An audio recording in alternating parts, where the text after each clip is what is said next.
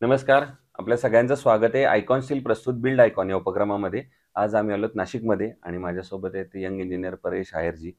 त्यांच्याबद्दल सांगायचं म्हणजे ते पिंपळगाव बसवंत इथनं खरं तर त्यांचं ऑपरेटिंग किंवा ते त्या एरियात ते काम करतात आणि आपण फक्त असं म्हणतो, की भारत हा कृषीप्रधान देश आहे आणि ॲग्रीकल्चरचा इथं खूप मोठा स्कोप आहे. पण पिंपळगाव बसवंत हा एक असा द्राक्षांसाठी माझ्या मते भारतभर आणि जगभरात ओळखलेला जाणारा प्रांत आहे. भाग आहे आणि त्याच्यामध्ये हे सिव्हिल इंजिनियर जेव्हा त्याच्याशी रिलेटेड प्रोसेसिंग इंडस्ट्रीमध्ये काम करतात, तेव्हा मला असं वाटतं की नेहमी देश उभारणीसाठी त्यांचंही तेवढंच योगदान आहे, जेवढं एक भारतामध्ये मोठा एखादा ब्रिज जेव्हा बांधला जातो, रेल्वेचा असेल, रेग्युलर असेल किंवा मोठं टनेलचं काम चालतं, ते जसं देश उभारणीचं काम आहे, तर त्या देश उभारणीच्या कामाला तालुका, जिल्हा पातळीपासून अशा इंजिनियर्सचा वाटा आहे, तितकाच मोठा आहे आणि त्यापैकीच एक माझ्यासोबत आहेत. त्यामुळे त्यांचा आजपर्यंतचा प्रवास कसा होता, त्यांना आलेले अनुभव कसे होते, ते रेसिडेन्शियल आणि इंडस्ट्रियल या 2 प्लॅटफॉर्मवर काम करतात. त्यामुळे त्यांचे दोन्हीकडचे एक्सपिरियन्स कसे आहेत, या सगळ्या संदर्भात आपण गप्पा मारणार आहोत बिल्ड आयकॉन या प्लॅटफॉर्मवर. नमस्कार नमस्कार. सर. तर अर्थात गप्पांना सुरुवात करूया ते म्हणजे थोडीशी तुमच्या फ्लॅशबॅकपासून आणि तुमचा भूतकाळ कसा होता, नंतर शैक्षणिक पार्श्वभूमी कशी होती, या क्षेत्राकडे कसं वळलात, या क्षेत्राकडे येण्यासाठी तुम्हाला प्रेरणा कुणाची मिळाली, हे सगळं एक थोडा मला ट्रेलर तुमच्या भूतकाळाचा एक ऐकायचा आहे तुमच्याकडून. सर माझं म्हणजे शिक्षण हे इंग्लिश मिडियम स्कूलमध्ये झालं. गोखले एज्युकेशन सोसायटी एच-एल हायस्कूलमध्ये शिक्षण झालं. ओझर टाउनशिप या ठिकाणी झालं, हं. जिथे एच-एल मॅन्युफॅक्चरिंग युनिट होतं हं, तिथे. हं, हं, हं. From junior KG to 12th standard मी तिथे शिकलो. त्यानंतर मी बी सिव्हिलसाठी मी नागपूरला ॲडमिशन घेतलं. हं. पण दुर्दैवाने माझं फर्स्ट इयर कंप्लीट झाल्यानंतर माझा ॲक्सिडेंट झाला, मेजर ॲक्सिडेंट झाला होता. मी 3 महिना बेड रेस्टवरती होतो. त्यानंतर मी ॲडमिशन कॅन्सल करून परत मॅनेजमेंट सीटमधनं मी नाशिकला मातोश्री कॉलेजमध्ये ॲडमिशन घेतलं. त्यानंतर मी म्हणजे काही दिवस मला व्हॅकेशन्स असायच्या त्यावेळेस मी जॉब जॉइन केला सर. अच्छा. जॉब जॉइन केल्यामध्ये मी एच-एलमध्येच एक रोड कॉन्ट्रॅक्टर होते. हं, त्यांच्याकडे बरेचसे प्रोजेक्ट्स होते. एच-एलचे वेंडर हं. होते ते. तिथे मी जॉब जॉइन केला ओके. आणि त्यानंतर माझं डिग्री कंप्लीट झाली हं, सायमल्टेनियसली. हं. आणि त्यानंतर मग मी शिकत असताना, काम करत असताना मी परत माझं मास्टर्स कंप्लीट केलं व्हॅल्युएशनमध्ये. वाह! हं. आणि आज मी गव्हर्नमेंट व्हॅल्युअर म्हणून मी काम करतो आहे. बऱ्याचशा बँकेच्या पॅनलवरती मी आहे, एम्पॅनलमेंट म्हणून. बरोबर. इन्कम टॅक्स डिपार्टमेंटच्या पॅनलवरती पण आहे. तर हा झाला शैक्षणिक प्रवास. आता येऊया त्या प्रॅक्टिकल प्रवासाकडं, कारण तो त्याच्या पुढचा फार महत्त्वाचा प्रवास असतो सिव्हिल इंजिनिअर म्हणून. तर मग सिव्हिल इंजिनिअरिंगचे हे पूर्ण झाल्यानंतर किंवा मास्टर्स हे केल्यानंतर तुम्ही कुठं सर्व्हिस प्रॅक्टिस केलीत आणि या क्षेत्रात जेव्हा स्वतःची कन्सल्टन्सी म्हणून जेव्हा सुरुवात केलीत, तेव्हा पहिला प्रकल्प कुठला मिळाला? ते काम करताना दडपण आलं का? कारण फ्रेशर असताना जनरली असं होतं, की फ्रेशर आहे, अनुभव नाही म्हणून कोणी काम देत नाही आणि काम नाही त्यामुळे अनुभव नाही. तर तो कसा होता सगळा प्रवास? सर खरं सांगायला हरकत नाही, की माझ्या घरात सिव्हिल बॅकग्राऊंड आहे. माझे अच्छा, वडील टेलिफोन डिपार्टमेंटचे महाराष्ट्राचे पहिले कॉन्ट्रॅक्टर, सिव्हिल अच्छा. कॉन्ट्रॅक्टर. वाह! दुसरी गोष्ट अशी की माझे मोठे काका हे डिव्हिजन एक्झिक्युटिव्ह होते इरिगेशन डिपार्टमेंटला. वाह! तर आमच्या घरात आम्ही 3 काका हं. आणि आम्ही 4 भावंड, ओके. ज्यामध्ये 4 मुलं. तर मोठा भाऊ जो होता काकांचा मुलगा त्याने सिव्हिल लेफ्ट केलं. त्याच्याकडनं झालं नाही. मग अपेक्षा होती ती माझ्याकडनं आणि आम्ही 3 बहिणी आमच्या हं, घरामध्ये. हं. तर तिघी डॉक्टर, इंजिनियर्स होत्या. सिव्हिलमध्ये जायला कोणी रेडी नव्हतं. ओके. मग माझ्यावर प्रेशर होतं की तू कर. मलाही एम-एस-सी मॅथेमॅटिक्स करायचं होतं ॲक्चुअली. हं, मला काही फारसा इंटरेस्ट नव्हता. पण मला सगळ्यांनी पुशअप केलं, हं, की हं. यात आपल्याकडे कोणतरी वारसदार हवा आहे म्हणून मी काम सुरू केलं. बरोबर. त्यानंतर मग मी म्हणजे कॅब सीटमध्ये मी मुद्दामून आउटसाइड टाकलं होतं नागपूर. हं, हं. पुणे, मुंबई सोडून मी आउटसाइड गेलो होतो. बरोबर. की घरच्यांच्या विरोधामध्ये प्रवास करत होतो. पण ठीक आहे, दुर्दैवाने तिथे माझं हे झालं म्हणजे ॲक्सिडेंट झाला. मी परत नाशिकला ॲडमिशन घेतलं आणि ज्यावेळेस व्हॅकेशन्समध्ये मी जॉब जॉइन केला सर. अच्छा. माझ्या मित्राने एक जॉब जॉइन केला प्रॅक्टिससाठी. मला रोड कॉन्ट्रॅक्टरमध्ये फार इंटरेस्ट होता, ट्रान्सपोर्टेशन इंजिनिअरिंगमध्ये. तर तिथे करत असताना मला सैनी बिल्डर्स यांच्याकडनं जॉब मिळाला. ते एम-एस-सी मॅथेमॅटिक्स होते. ॲट द एज ऑफ 72 मध्ये ते काम करत होते. त्यांचे दोघंही मुलं बघायची कामं. पण जे बाबूजी म्हणून होते ते आता दुर्दैवाने वारलेत. पण त्यांनी मला खूप काही गोष्टी शिकवल्या सर. मी ज्यावेळेस माझ्या सेकंड इयर कंप्लीट झाल्यानंतर मी त्याच्यावर जॉब करत होतो. मला त्यांनी बिटमिन रोड काय असतो, मी बिटमिन म्हणजे एच-एलच्या पहिला काम मी म्हणजे बिटमिनचं पहिलं काम मी एच-एलमध्ये केलं. सर्वात आधी सांगेल तुम्हाला, हं. माझ्या आयकॉन स्टीलमध्ये माझा म्हणजे पहिला दिवस जॉबचा. अच्छा. तिथे मला कल्व्हर्टचं काम होतं, एक्स्कॅव्हेशन करायचं होतं. ओके. आणि दुसऱ्या दिवशी मनोहर पर्रिकर आपल्याकडे परराष्ट्र मंत्री हो, होते. हो. त्यांची व्हिजिट होती. व्हिडिओ कॉन्फरन्स त्यांची होती. हं. आणि तिथे ऑप्टिकल फायबर एक्स्कॅव्हेशनमध्ये तुटली सर. ओह! ब्रेक झाली. ब्रेक झाल्यानंतर एच-एलचे जवळ-जवळ 40 इंजिनिअर माझ्या उरावरती उभे होते, म्हणजे हरकत नाही. आणि इतकं म्हणजे जीएम पासून सगळे मला स्कोल्ड करत आणि मी पूर्ण एच-एल बंद करून टाकलं होतं. अच्छा. ऑप्टिकल फायबरमुळे म्हणजे त्यांच्या बँकिंग हो, सगळं हो, हो, हो. टोटल सगळं सेटअप बंद होता. पहिल्याच दिवशी सर जॉबचा मला रात्री 2 वाजले. 2 वाजता मी ऑप्टिकल फायबर जोडली आणि मग मी घरी गेलो. वा. आणि तिथेच माझं कल्व्हर्टचं काम सुरू होतं सर. मी त्या ठिकाणी तुमचे ओझरचे डिस्ट्रीब्युटर होते VR बट्टड, मी त्यांच्याकडनं स्टील घेतलं सर, आयकॉन. आणि तिथेच ते कल्व्हर्टचं काम सुरू असताना माझे एकाच दिवसात 4 मशीन बंद पडले स्लॅब कास्टिंगचे. म्हणजे तिथनं चॅलेंजेस गोष्ट होती, मी तिथं शिकलो. आणि घरचे मला म्हणत होते की ठीक आहे, यू कॅन डू इट. आणि ह्या चॅलेंजिंग गोष्टी असतात आपल्या फील्डमध्ये. त्याच्यामुळे मी नवीन नवीन गोष्ट, म्हणजे अगदी मी जॉबला बाहेर होतो, 15 किलोमीटर मी प्रवास केला, रात्री 2 वाजता जायचो. पण माझ्यावरती बाबूजींचा खूप विश्वासही होता. मग मला डीजीएम पर्यंत आणि जीएम पर्यंत मला HLचे ओळखत होते की परेश कोण आहे. त्यानंतर 15 दिवसांनी मॉर्निंगला सकाळी फर्स्ट शिफ्ट असते HLची 7 वाजता. तिथे सगळे सिक्युरिटीवाले म्हणले की सर आम्हाला स्पीड ब्रेकरची हाईट थोडी इन्क्रीज करून ते ऐकत नव्हते. ती हाईट इतकी इन्क्रीज करून घेतली त्यांनी की पूर्ण गाड्या चेंबर्स फुटले. माझा फोन बंद होता. परत मी हायलाइट मध्ये परेश कोणे म्हणून. मग असा सर माझा प्रवास सुरू झाला. मी सगळे लेबर्स हँडल करत होतो, 100 लेबर्स हँडल करत होतो. त्यानंतर मला बाबूजींनी त्यांचे कामं मला सबमिट करून टाकले. ज्यावेळेस मी शिकत असताना त्यावेळेस HLचे मला बरेचसे सगळे इंजिनियर्स मला ओळखायला लागले. सिव्हिल डिपार्टमेंटचे खूप मोठे डिपार्टमेंट आहे HL मध्ये. त्यानंतर मी माझी डिग्री कंप्लीट केली. मग नंतर माझं सगळं झालं, मी डिग्री कंप्लीट केली. डिग्री कंप्लीट करत असताना मला 1 वर्ष ड्रॉप होता, तरी मी चालू ठेवलं. त्यानंतर सर मला एक रेफरन्सनी इंडस्ट्रियल प्रोजेक्ट पहिले मिळालं. इंडस्ट्रियल प्रोजेक्ट मिळाला. RM म्हणजे मला कॉन्क्रीट रोडचं काम होतं. नियर अबाउट ते काम 70 लाख रुपयांचं होतं. आणि मँगो पल्पची कंपनी होती. एशियामध्ये सर्वात मोठं प्रोडक्शन होतं त्यांचं, कॅप्रिकॉन ग्रुपचं. तिथे मला पहिले मिळालं. मी RMC पहिले युज केलं सर. म्हणजे सांगायला हरकत नाही की माझं जे स्वप्न होतं RMC प्लांट उभारायचं होतं स्वतःसाठी, तर तिथे मला माझा RMCचं ज्यावेळेस माझ्याकडे गाडी यायला लागली तर माझ्या डोळ्यात पाणी यायला लागलं होतं की ठीक आहे, आज मी ऍटलिस्ट इथे पोहोचलोय. आणि फायनान्शियली काय मी खूप स्ट्रॉंग होतो असतला माझ्याकडे प्रकार नव्हता. पण मला जे माझे MD होते त्यांचा माझा फोनवरती इंटरॅक्शन झालं होतं. ते चेन्नईला असायचे. त्यांनी मला खूप विश्वास दाखवला होता. त्यांच्यामुळे आज मला नेम आणि फेम हे दोन्ही गोष्टी मिळाले. मी तिथे जवळजवळ इंडस्ट्रियल खूप प्रोजेक्ट केले. मेंटेनन्सचं काम सगळं माझ्याकडे होतं. नवीन एस्टॅब्लिशमेंट मी खूप केले तिथे. खूप संघर्ष केला. खूप काही गोष्टी शिकलो. बऱ्याचशा गोष्टी मला माहित नव्हत्या फील्डमध्ये. तुमचं बऱ्याचशा म्हणजे नॉर्म्स कशा असतात, की काय काय असतं, तुम्हाला BOK काय असतो हे मला काही, मी कुठे जॉब केलाच नव्हता. आता BOK काय असतं, इस्टिमेशन कसं बनवायचं, कोटेशन्स कसे बनवायचे, हे मी तिथं सगळं शिकलो. आणि मी त्याबरोबर 2021 पर्यंत मी काम करत होतो त्याच इंडस्ट्रीमध्ये. 2021 नंतर मला असं कळालं की मग मी कोविडच्या ड्यू टू कोविड सगळं सॅच्युरेशन होतं, इंडस्ट्रियल पूर्ण वीक होतं.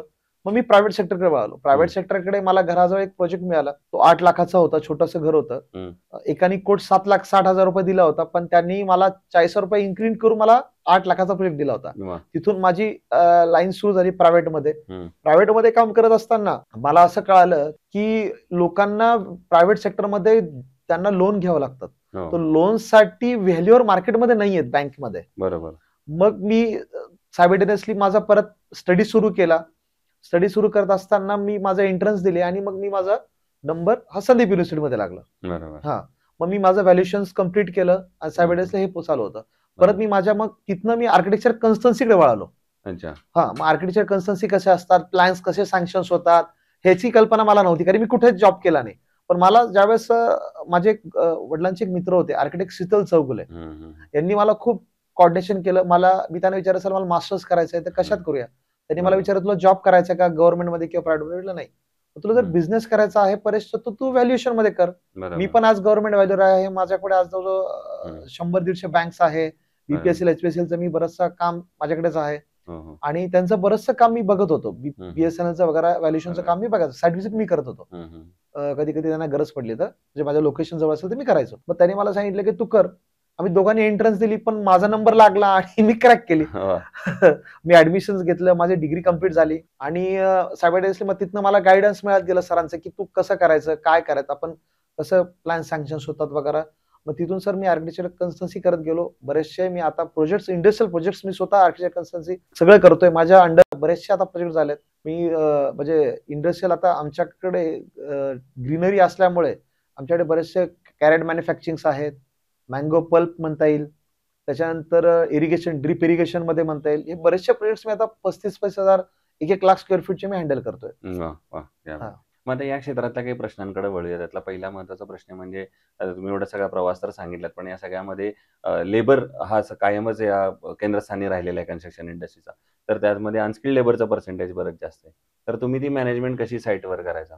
सर, हा प्रश्न दिवसेंदिवस वाढत जाणार आहे. हो, म्हणजे हा प्रश्न कधी संपणारा नाहीये बरोबर. अनस्किल्ड लेबरचा. आजकाल स्मार्टफोनमुळे लोकांची काम करण्याची वृत्तीच राहिली नाही. हं, हं. सर्वात पहिलं प्रथम काय झालंय, की आज लोकांना शिकण्यापेक्षा म्हणजे टाइमपास करून कसा डेली वेजेस मिळतील, हं, आपला रोज कसा भेटेल हा बघण्याचा दृष्टिकोन ते करतात. तर त्यामुळे आपण काय करू शकतोय, की आपण ट्रेनिंग बेसिस आपल्याकडे जर समजा 2 स्किल लेबर असतील आणि जर तुमच्याकडे 10 अनस्किल असतील, तर you can do your work. बरोबर. किंवा तुम्ही त्यांना कसं स्किल करताय, तुमच्याकडनं तुम्ही त्यांना शार्पनेस कसा देताय, हं, हे आपल्यावरती आहे, की आपण त्यांना कसं हँडल करतोय.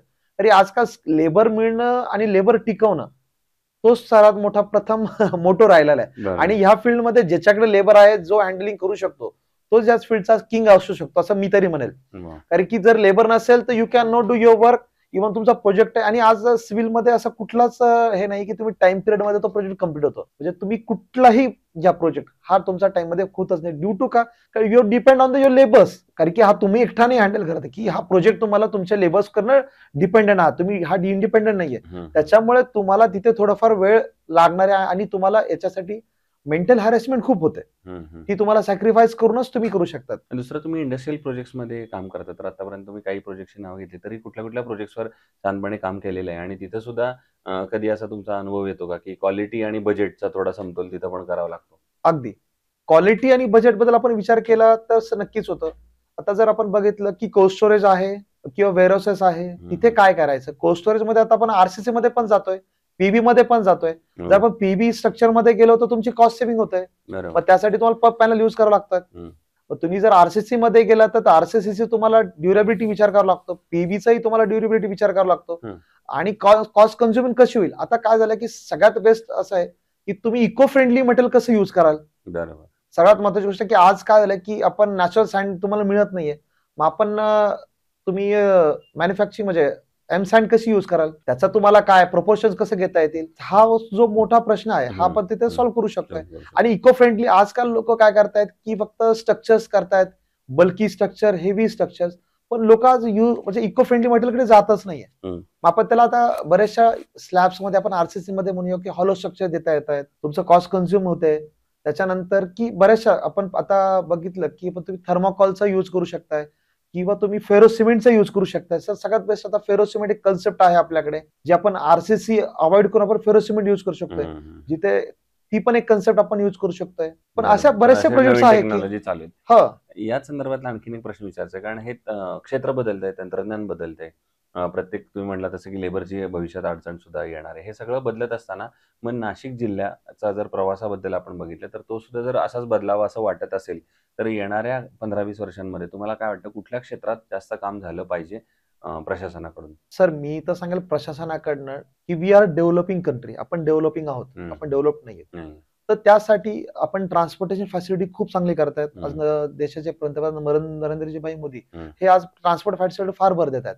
पण ट्रान्सपोर्टेशनच्या ऐवजी आपण आता बघितलं की तुम्ही सीवेजचा काय प्रश्न आहे, बरोबर. गार्बेजचा काय प्रश्न आहे, यावरती कोणी बोलतच नाही. आज हं. सर्वात प्रत्येक ठिकाणी गार्बेज आणि सीवेज हा खूप मोठा प्रश्न म्हणजे आज आहे. आलेलं आहे. प्रत्येक ठिकाणी, प्रत्येक मेट्रोपॉलिटन सिटीज घ्या, छोटं गाव घ्या, कुठेही बघाल तर आज हा एक मोठा प्रश्न आहे. आणि डेव्हलपिंग मध्ये आपण बघाल तर नवीन जे येणारं युग जे आहे यांनी टेक्नॉलॉजी बरोबरच तुम्हाला काम करावं लागणार आहे. आता आपण म्हणतोय की एक साधी गोष्ट आहे की आपण एक कलरिंग करतोय, पेंटिंग करतोय. तर आपल्या समोरच एक वॉल आहे, आपण पेंटिंग करतोय, तर आपण स्क्रॅपर युज करायचो, मॅन पॉवर लागायची. तिथे आपण त्याऐवजी आता स्क्रॅपर मशीन्स आलेत, जे तुमचे 10 माणसांचं काम एकखटी करताय. प्लास्टिंगसाठी मशीन्स आलेत. आता आपण कॉन्क्रीट, एक साधी गोष्ट आहे, आता आपण एक आयकॉन स्टीलचं बघतोय. आयकॉन स्टील मध्ये आपण आता बार बेंडिंग जे होते ते मॅन्युअली करत होतो. आता तुमचं मशीन्स आल्यामुळे टेक्नॉलॉजीनुसार तुम्ही जर वागले तर तुम्ही तिथं जर तुमच्या लेबरला तर तुम्ही स्किल्ड केलं त्या टेक्नॉलॉजी बरोबर, तर ऑब्व्हियसली तुमचं वर्क फास्ट होत आहे आणि तुम्हालाही तुमची टाइम पिरियड वाचतोय, मनी पॉवर वाचते आणि प्रोजेक्ट कम्प्लीट लवकर होतात. ह्या तिन्ही गोष्टींचा तुम्हाला मोठं होतोय. नक्कीच, नक्कीच. दुसरं कन्स्ट्रक्शनमध्ये तुम्ही आता जर स्टीलचा उल्लेख केला, तर मग स्टील सिलेक्ट करताना काय पॅरामीटर बघितले पाहिजेत असं तुम्हाला वाटतं? सर, यील्ड स्ट्रेस त्यांचा बघितला पाहिजे स्टीलमध्ये. लवचिकता, ज्यावेळेस तुम्ही बेंडिंग मुवमेंट आपण देतो, त्याला बेंडिंग मुवमेंट का असते, हम्म. इलॉंगेशन काय होतंय त्या स्टीलचं, हम्म. हे खूप आधी बघितलं पाहिजे. बरोबर बरोबर. मार्केटमध्ये बरेचसे स्टील्स आहेत आजकाल, हम्म. पण ते काय होत आहे की तुम्ही बेंड करताना ते हार्ड असल्यामुळे ते ट्विस्ट होतात. ह्या लोकांना कळत नाही की लोक बरेचसे आपण बघतोय की आज मार्केटमध्ये बघाल ती आज तुम्ही नॉन आयएसआय मार्कचं स्टील मिळेल तुम्हाला 5 रुपये 7 रुपयांनी स्वस्त मिळतंय. आता त्याच्यात जो आपण ज्यांचा प्रोजेक्ट होतो त्यांना त्याबद्दल कळत नाही. पण as an architect, as an contractor, as an engineer you should go for the better. तुम्ही त्याचं टेस्टिंग घेऊ शकता लॅबमध्ये. आज बऱ्याचशा म्हणजे तुमच्या आयकॉन स्टीलची गाडी येते ती तुम्हाला टेस्ट करून देते, त्यामुळे प्रश्नच येत नाही. आयकॉन स्टील तुम्ही वापरलंय? सर माझ्या आयुष्यातला पहिला प्रोजेक्ट मी आयकॉन स्टील मध्येच केला. मी बोललात आणि त्याच्यानंतर पण कंटिन्युअस प्रवास. आता अवेलेबिलिटी, कॉस्ट, सर्व्हिस, डिलिव्हरी त्याबद्दल काय सर? अवेलेबिलिटी, कॉस्ट बघा, अवेलेबिलिटी तर होत असते, त्याला काय नाही. मार्केटमध्ये 1-2 दिवस मागे पुढे होतं. रिक्वायरमेंट नुसार तुमची बार साईज काय आहे, डायमीटर्स काय, त्यावरती तुम्हाला रिक्वायरमेंट होत असते. आता 8, 10, 12, 16 हा तर कॉमन झालेला आहे. बाकीचे जे तुमचे जे हायर साईडचे जे बार्स येतात, आणि आता काय झालं की आयकॉननी 550D मध्ये जे काम चालू केलंय तो सर्वोत्तम आहे सर. 550चा जो प्रश्न आहे, लोकांना 550 आणि 5D मध्ये फरकच समजत नाही नक्की काय 550. जिथे तुम्ही 8 बार 12 mm ची यूज करणार आहेत कॉलम मध्ये, तुम्ही तिथे 550चे 6 बार यूज केले तर तुम्हाला तेवढी स्ट्रेंथ मिळते. बरोबर. हे लोकांना कळतच नाही आज. पण लोक काय म्हणतात की आता जो आहे की त्या घराला किंवा त्या प्रोजेक्टला तिथे 8 बार होते, माझा 9-15चा कॉलम आहे पण तिथे सुद्धा 8 बार होते, मग तुम्ही तिथे मला 6 बार का देताय? पण दे डझंट नो व्हॉट इज 550 आणि व्हॉट इज 500D.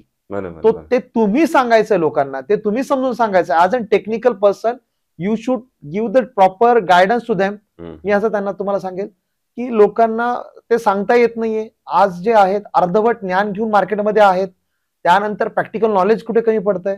लोक आज बघाल, आता सांगायला हरकत नाहीये, बरेचसे लोक इंजिनियर्स आहेत, आर्किटेक्ट आहेत, पण ते डझंट नो तो कुठे कुठलं स्टील करायचंय. आता आरसीसी कन्सल्टंट सांगतात, पण आरसीसी कन्सल्टंटला सांगताय एमटेक झालाय, डिझायनर सांगतायत, पण ते डझंट नो तो तुम्ही कुठे बेंडिंग मुवमेंट येते, तुम्हाला आज किती कन्झ्युम करायचं स्टील. आता हार्डली अशी कंडिशन झाली आहे की हेवी स्ट्रक्चर दिला म्हणजे की खूप काही मजबूत होतं, असातला मी नाहीये. बरोबर. मी तर हे सांगेल की proper design in commercial you should go for 4 to 5 kg per square feet. बरोबर. याच्यापेक्षा तुम्हाला लेस देता येतं कमर्शियल मध्ये. रेसिडेन्शियल मध्ये 2.5 to 3.5 म्हणजे 2.5 to 3.5 पर्यंत तुम्ही देता येतं. बरोबर. आता कॅन्टिलेवर असेल तर ऑब्व्हियसली तुम्हाला 3.5 तिथे देणंच आहे पर स्क्वेअर फीट. पण ह्या गोष्टी लक्षात येत नाही की काय आहे. आता लोक काय बघतात की जे नॉन टेक्निक, आता बंगलो मध्ये जातोय किंवा एखादी बंगलो किंवा रॉसेस मध्ये प्रोजेक्ट करतोय, मी ते पण प्रोजेक्ट केलेत, चालू आहेत माझे. पण लोक काय म्हणताय की सर तिथे 8 बार वापरले, आपण 6च का वापरतोय? पण ते आपलं सांगायचं काम आहे की आपण कुठलं स्टील युज करतोय, त्या स्टीलचं स्पेसिफिकेशन काय आहे, हे लोक त्यावरती काहीच बोलत नाही आणि त्यांनाही सांगता येत नाहीये. आता अगदी शेवटचा प्रश्न ते म्हणजे या फील्डमध्ये आता जे नवीन तरुण इंजिनियर तुमच्यासारखे येत आहेत आणि ज्यांना काही काय असंच करून दाखवायचंय, तर त्यांना तुम्ही काय सल्ला द्याल या क्षेत्रात येण्यापूर्वी? सर मी त्यांना हा सल्ला देईल की तुम्ही क्वालिटी आणि क्वांटिटीवरती फोकस करा. तुम्ही क्वालिटी आणि क्वांटिटीवरती तुम्ही जर फोकस केलं तर तुमच्याकडे ग्रोथ तुमच्याकडे आहे. आणि दुसरी गोष्ट असेल, जसं आयकॉननी त्यांचं आयकॉन स्टील जसं त्यांचं नाव कमवलं, ब्रँड केलंय, तर तुम्ही वेट आणि वॉच करा. जसं माणसानी माणसं जोडली की पैसा ऑटोमॅटिक येतो असं मी म्हणतो, तसं आयकॉननी सुद्धा माणसंही जोडले आणि त्याचबरोबर क्वालिटी पण मेंटेन ठेवली. त्याचबरोबर तुम्ही सुद्धा ती गोष्ट केली तर तुम्हाला ते साध्य होणार. अथवा तुम्ही फक्त पैशांच्या मागे पडताय आणि क्वालिटी. आता काय झालं सर, सांगू एक छोटस एक घेतो. काय झालं सर, आता 53 ग्रेडचं सिमेंट आलंय मार्केटमध्ये. आता 53 ग्रेडचं सिमेंट आलंय, त्याच्यामध्ये आता एक अंबुजा कवच, अल्ट्राटेक कवच, ह्या जे काय आलं वॉटर रिपलंट सिमेंट आलेत मार्केटमध्ये. मग हे सिमेंट का काम करतात? मग हे सिमेंट आपण फक्त स्लॅबला युज करतो, हे तुम्ही व्हर्टिकलला युज करू शकतात का? पिलर्सला, कॉलम्सला तुम्ही करू शकतात का? हे लोकांना कळत नाहीये. ह्या फार मोठ्या गोष्टी आहेत. तुम्ही त्याच्यानंतर बऱ्याचशा गोष्टी अशा आहेत, तुम्ही कव्हरिंग, स्टीलमध्ये कव्हरिंग किती देत आहेत हा फार मोठा प्रश्न आहे. किती म्हणजे तुम्ही काय करतात की खूप लोक आता स्लॅब कास्टिंग करतात पण कव्हरिंग देत नाहीये. तुम्हाला बार्स दिसत आहेत आणि त्याच्यानंतर तुम्हाला पाणी लागलं की ऑटोमॅटिक तो गंज चढतोय. तुम्ही वॉटर, आता पावसाळ्याचे दिवस आहे तर तुम्ही त्याला काय केअर घेतली पाहिजे ज्यावेळेस तुमच्याकडे स्टील येऊन पडतंय साईटवरती. 2-2, 3-3 टन स्टील असतं साईटवरती. पावसात तुम्ही 8-8 दिवस, 15 दिवस काम नाही करू शकत. तुम्ही काय करू शकता? मग तुम्ही त्याला प्लास्टिक झाकायचं, की ह्या गोष्टी, या बारीक-बारीक गोष्टी आहेत, की आपण त्या शिकल्या पाहिजेत. आणि आधी एक्सपिरियन्स मॅटर करतो, मी असं सांगेल. आता मी सदैवाने मी कुठे प्रॅक्टिस केली नाही. माझ्या मला माझ्याच कामाने मला प्रॅक्टिस करायला लावली. नक्कीच, नक्कीच. हो, हो. त्यामुळे हा हो, फार हो, महत्वाचा हो, मुद्दा हो. होता. आणि माझ्या फील्डमध्ये माझ्या आई-वडिलांचं, माझ्या मोठ्या काकांचं फार वाह! योगदान होतं. वाह! त्यांनी मला खूप पाठिंबा दिलाय आणि आजही ते देत असतात. वाह! सो ते इंजिनिअर परेश अय्यरजी आणि त्यांनी फार महत्वाचा एक मुद्दा सांगितला म्हणजे पेशन्स या क्षेत्रामध्ये अगदी, फार अगदी. महत्वाचा आहे. वेट एंड वॉच वाली भूमिका आहे. म्हणजे मी नेहमी म्हणतो, की एखादी वास्तू अशी रातोरात उभी राहत नाही. नाही. त्याच्यासाठी फार दिवस जावे लागतात. काही महिने, वर्ष जावी लागतात. त्याचप्रमाणे तुमचं करिअर सुद्धा करण्यासाठी काही वर्ष, महिने जावे लागतात आणि वीट, वाळू, खडी, सिमेंट हे सगळं जोडताना, स्टील जोडताना आपण ज्याप्रमाणे ती भिंत जोडत असतो, तो कॉलम जोडत असतो किंवा ते घर बांधत असतो. त्याचप्रमाणे माणसं जोडण्याचा खरं तर हा व्यवसाय किंवा हे क्षेत्र आहे. त्यामुळे ती माणसं त्याच्यापेक्षा जोडा. ज्याप्रमाणे ती वास्तू पुढची 60-70 वर्ष टिकेल, त्याप्रमाणे ही जोडलेली माणसं सुद्धा तुम्हाला कायम तुमच्या सोबत राहतात आणि त्यातूनच तुम्हाला अर्थात पुढच्या यशाचा मार्ग मिळत जातो. पुन्हा एकदा आपले मनापासून आभार, की तुम्ही आलात थँक आणि भविष्यात सुद्धा असेच उत्तम-उत्तम आयकॉनिक प्रोजेक्ट आपल्या हातून घडावेत. ज्या ॲग्रीकल्चर काय म्हणतो प्रोसेसिंग युनिटसाठी तुम्ही काम करताय, पिंपळगाव बसवंतसारख्या एरियामध्ये तुम्ही काम करताय. तर त्याही माध्यमातून तुमचं काम असंच जोरात चालू राहो. याच आयकॉन तर्फे थँक मनःपूर्वक शुभेच्छा.